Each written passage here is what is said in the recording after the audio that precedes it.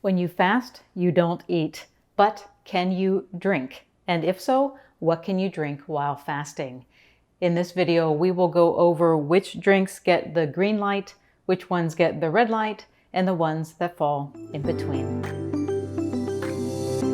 Let's start with water. Should you drink water while fasting? Yes. With no calories or nutrients to break your fast, plain water not only gets the green light, but also supports your body and metabolism during your fasting hours. What if the water you drink has carbonation added? Unsweetened carbonated waters also get the green light. In fact, you may find that bubbly waters like sparkling water, club soda, mineral water, or seltzer provide a bit of variety and enjoyment during your fast. However, if your plain or carbonated water is sweetened with non-caloric sweeteners, you will want to take a step back and apply some caution. Some non-caloric sweeteners have a glycemic index, which means that even though they don't contain sugar, they cause your blood sugar to rise. Studies have also linked these substances with altered gut health, glucose intolerance, and insulin resistance, which are all issues that can impact your ability to lose weight. Now, not all sugar substitutes are created equal. If you choose to consume one during your fast, you are best off going with naturally derived choices like stevia or monk fruit. If you are looking to jazz up your water in a more natural way, you may be wondering about adding lemon juice to your water. This gets the green light. While it will add a few calories, it is doubtful that a squeeze of lemon juice in a glass of water is enough to destroy the benefits gained over hours of fasting. Lemon is a fruit, so is coconut. So, is coconut water okay while you're fasting? No. The reason has to do with the macronutrient content of coconut water. A cup of unsweetened coconut water has less than a gram of fat and more than 9 grams of carbohydrates. The natural sugars in coconut water make it off limits during your fasting hours. Now, don't get coconut water confused with coconut oil. We'll touch on that oil, which is a pure fat, as we delve into coffee and tea. If you are a coffee or tea lover, you'll be happy to know that both get the green light, making them okay to consume during your fasting window. However, you may be surprised to learn that coffee and tea are not completely free of calories or carbs. Plants make carbohydrates through photosynthesis, so all plant foods contain carbs. Coffee and tea are drinks that we get by brewing parts of plants, namely coffee beans and tea leaves. During the brewing process, small particles make their way into your cup. Therefore, a single 8-ounce cup of black coffee could contain a gram of carbohydrate. So how can coffee and tea be okay? Well, for one thing, any trace carbs that make it into your cup tend to be in the form of fiber, so their impact on your blood sugar is negligible. Also, coffee has been shown to support fat loss. It could be that the nutrients in coffee combine with the metabolic boost that you get from the caffeine to give you a fat-burning advantage. Long story short, feel free to pour yourself a cup of coffee or tea to pass the time during your fast. If a plain cup of black coffee or tea doesn't thrill you, you are wondering what, if anything, you can add. The most popular coffee or tea add-ins are cream, heavy cream, and milk. These ingredients get the green light, but just barely. It's like getting to the intersection just as the light is switching from green to yellow. You'll make it through, but if you try to push it, you'll be in trouble. In other words, during your fast, you can enjoy one serving of these add-ins without noticeable consequences. However, each of them contains calories, and calories are energy. Your body will use those easily accessed calories before returning to the less accessible calories stored in your fat cells. Therefore, if you are drinking 3 cups of coffee in the morning and adding cream, half and half, or milk to each cup, your calories are creeping up to a level that matches your body's energy needs. Of the 3, cream or heavy cream is your best choice because it consists primarily of fat. Dietary fat has little impact on your blood sugar and insulin level, so consuming fat calories during your fasting period will not knock your body out of fat-burning mode.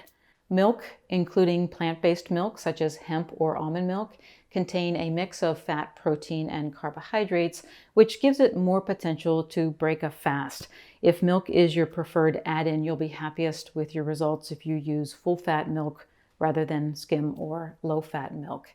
Half and half is a mix of cream and milk, so its impact on your blood sugar will fall between that seen with cream and milk. It still provides calories that your body will use, but one serving will not wipe out the benefits gained during a fast that lasts 16 hours or so. My husband Keith and I actually put half and half to the test by measuring our blood sugar and ketone readings after drinking it. If you'd like to see those results, I will point to the blog post.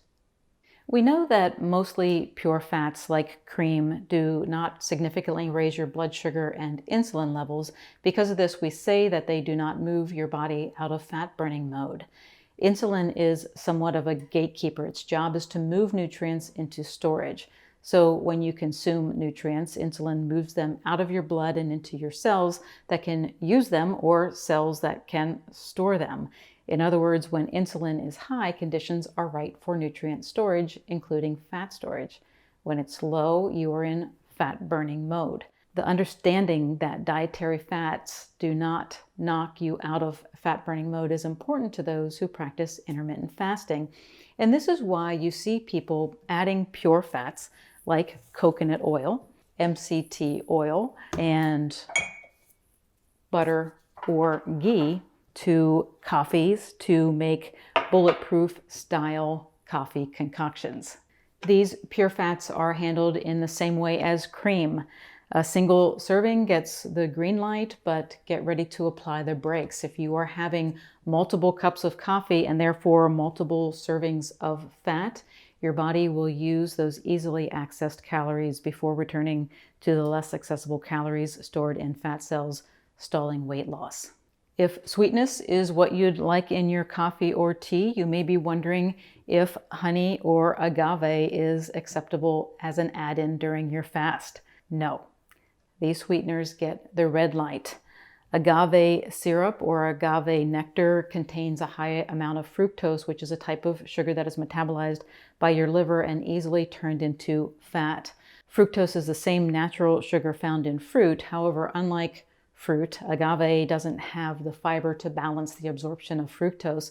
So even though agave is a natural sugar, it should be avoided.